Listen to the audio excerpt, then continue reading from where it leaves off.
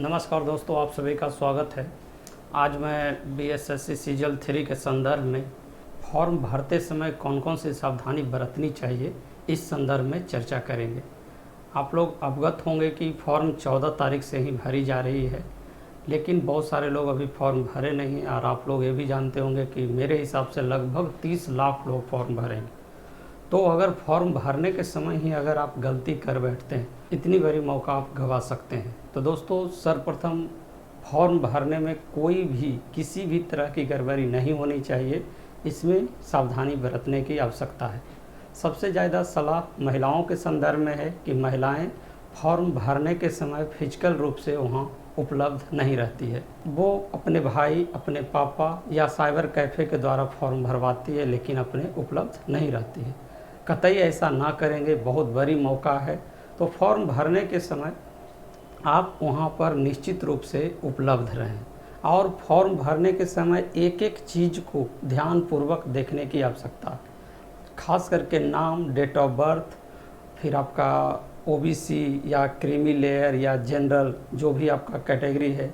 इसके बाद क्या है कि डेट ऑफ बर्थ, कम से कम 4-5 चीज़ों के संदर्भ में मैं यहाँ बताने का प्रयास करूँगा। कोई मिस्टेक नहीं होनी चाहिए, एक भी स्पेलिंग मिस्टेक नहीं। और आपका फॉर्म जो भरना है वो मैट्रिक के जो सर्टिफिकेट होते हैं उसी को आधार बनाकर फॉर्म भरना है, और जो उसमें अंकित है वही चीज़ आपको अंकित करना है। कतई आप दूसरे डॉक्यूमेंट्स का सहारा नहीं लेंगे। तो देखिए, यहाँ पर फॉर्म का जो है रजिस्ट्रेशन फॉर्म जो है उसका फर्स्ट पेज है। आप लोगों को नज़र नहीं आ रहा होगा, लेकिन जब आप बीएसएससी के साइट पे जाएंगे तो वहाँ पर इसे बिल्कुल देख सकते हैं।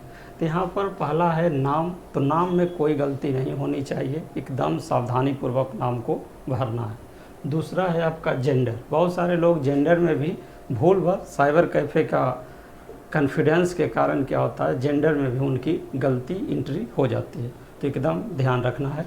इसके अलावा है डोमिसाइल। अगर बिहार के आप डोमिसाइल हैं तो यस, अगर नहीं है तो नो। हाँ, एक चीज़ और यहाँ ध्यान देने योग्य बातें हैं कि आप हैं तो बिहार के, लेकिन किसी दूसरे राज्य में आप बहुत दिनों से रह रहे हैं, तो वहाँ पर आप का आधार या अन्य जो है सभी डॉक्यूमेंट्स, हो सकता है मैट्रिक भी आप वहीं से पास किए होंगे, इंटर ग्रेजुएशन भी। तो यहाँ पर आपको देखना होगा कि हमारी जो मूल स्टेट बिहार है वहाँ पर हमारी डॉक्यूमेंट्स जैसे जाति आय आवासीय बन सकती है कि नहीं, वहाँ पर आपका कुछ मतलब आधार है कि नहीं। अगर आधार है तो आरक्षण का लाभ आप ले सकते हैं। तो यहाँ पर आपको ध्यान से देखने की आवश्यकता है। कैटेगरी, तो कैटेगरी सावधानी पूर्वक एकदम भरना है। अब बीएसएससी भी आपको बता चुका है कि कैटेगरी अगर आप गलत भरते हैं तो जनरल में आपको काउंट करेंगे, यानी यहाँ पर कोई भी गलती नहीं होनी चाहिए। इसके अलावा देखिए कि क्या आप EWS से हैं, नॉन क्रीमी लेयर हैं या नहीं, फिर डिसेबिलिटी, ये सब है। तो इतनी जो सूचना है सावधानी पूर्वक भरने की आवश्यकता है। Date of birth, father's name, mother's name, category और अपना नाम। अब यहाँ पे हम लोग चर्चा करेंगे, बहुत सारे कॉल आ रहे हैं इस संदर्भ में। NCL, EWS, SC ST और वुमेंस स्पेशल कॉल आ रहे हैं, तो उसी के संदर्भ में वीडियो स्पेशल है। NCL नॉन क्रीमी लेयर, यानी देखिए नॉन क्रीमी लेयर के संदर्भ में मैं यहाँ स्पष्ट रूप से विशेष रूप से चर्चा करना चाहूँगा कि NCL जो है आपका जो भी बनवाएंगे, अगर लड़की हैं तो वो अपने फादर्स के एड्रेस और फादर्स के नाम से, ना कि हस्बैंड के नाम से, अगर आप शादीशुदा हैं तो। और शादीशुदा नहीं है तो ऐसा कोई भी ज़रूरत नहीं।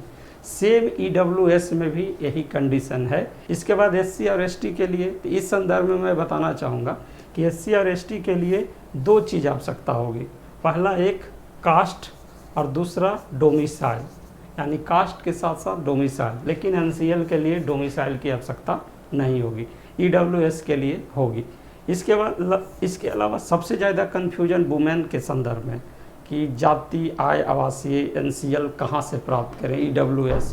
तो सभी आपको अपने फादर्स के एड्रेस और फादर्स के नाम से बनी होनी चाहिए, यहाँ पर ध्यान देने की आवश्यकता है। दूसरा, NCL के संदर्भ में मैं आपको विशेष रूप से यहाँ कुछ बातें बताना चाहता हूँ। तो दोस्तों, NCL जाति आय आवासीय इस सभी के संदर्भ में सामान्य प्रशासन विभाग के द्वारा देखिए आवश्यक सूचना के रूप में पूरे राज्य भर में, देश भर में प्रचारित किया गया है। इसे ज़रूर पढ़ने की आवश्यकता है। और बहुत सारे लोगों का कॉल आ रहा है कि मेरी NCL 1 साल से ज़्यादा पुरानी है, मेरी जाति आय आवासीय EWS इस संदर्भ में। तो देखिए पहला इसमें है कि व्यक्ति विशेष की जाति का निर्धारण उसके पिता के आधार पर होता है। तो आपकी जाति आय आवासीय और NCL EWS सभी जो है पिता के नाम पर होनी चाहिए। दूसरा इसमें कह रहा है कि जाति प्रमाण पत्र की वैधता हमेशा होती है, यानी उसमें कोई परिवर्तन नहीं होती। तीसरा, अस्थायी प्रमाण पत्र की वैधता हमेशा बनी रहती है, जबकि अस्थायी प्रमाण पत्र की निर्गत तिथि से 1 वर्ष, अगर आप टेम्प्रोरी कोई आवासीय प्रमाण पत्र बनवाते हैं तो उसकी 1 साल वैधता होगी। आय प्रमाण पत्र की वैधता निर्गत तिथि से 1 वर्ष के लिए होगी, ये भी है।